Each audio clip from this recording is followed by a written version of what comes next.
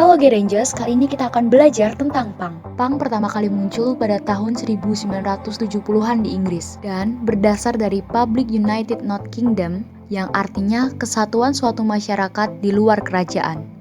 Punk diciptakan sama anak-anak muda yang tidak suka dengan budaya generasi sebelumnya, yang udah tua-tua gitu deh. Ini kemudian merambah ke Amerika dan negara lainnya sampai jadi suatu genre yang dikenal di dunia.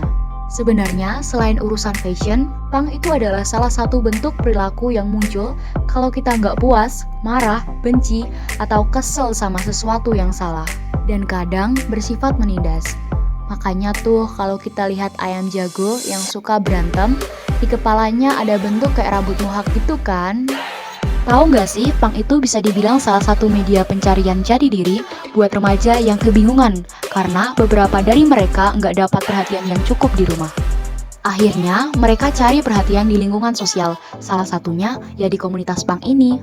Kebanyakan anak muda memilih untuk bergabung di sebuah komunitas anak punk karena mereka merasa komunitas punk itu solid banget dan bisa jadi pengganti keluarga yang nggak bisa mereka rasakan. Mulai dari yang nggak dapat perhatian karena ayahnya nikah lagi, mamahnya yang ngusir dari rumah, sudah tidak memiliki ayah atau ibu, dan alasan-alasan lainnya yang bikin mereka kehilangan peran keluarga. Pertanyaannya, jadi kenapa kita takut sama anak punk? Sebenarnya, penyebab seseorang bisa takut sama anak punk bisa bermacam-macam alasan, apalagi dilihat dari sudut pandang psikologisnya. Contohnya nih, pada suatu kasus ada seseorang, sebut saja Udin, yang pernah punya masalah sama anak punk.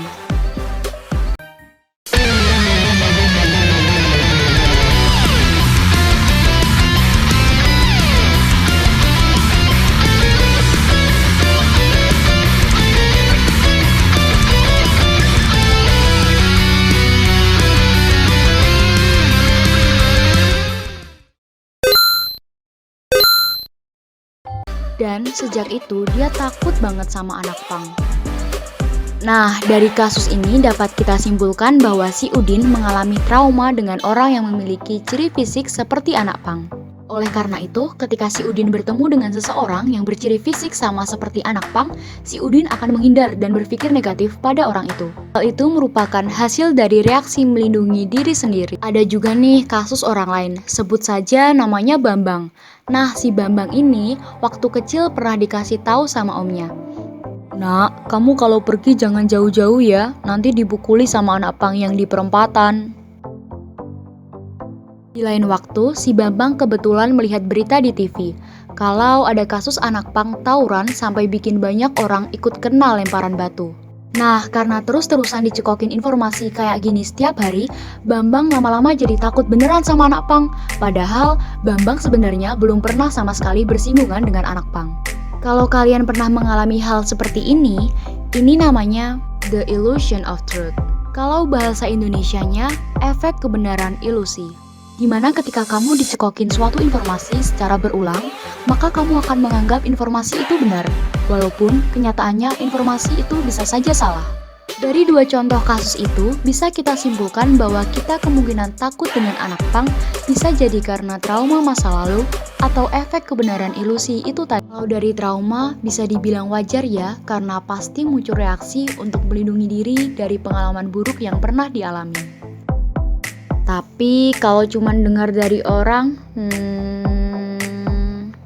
bisa jadi orang yang nyaman sebagai anak punk karena keluarganya belum bisa memberi perhatian yang sama seperti teman-temannya. Atau memang karena nggak punya siapa-siapa dan ternyata yang merangkul adalah komunitas punk. Tapi tahu nggak, di luar itu semua, anak punk di Indonesia pernah mengadakan konser charity untuk korban gempa di Lombok. Jadi teman-teman, nggak semua anak punk itu jelek ya. Coba ajak ngobrol dulu, siapa tahu asik kan?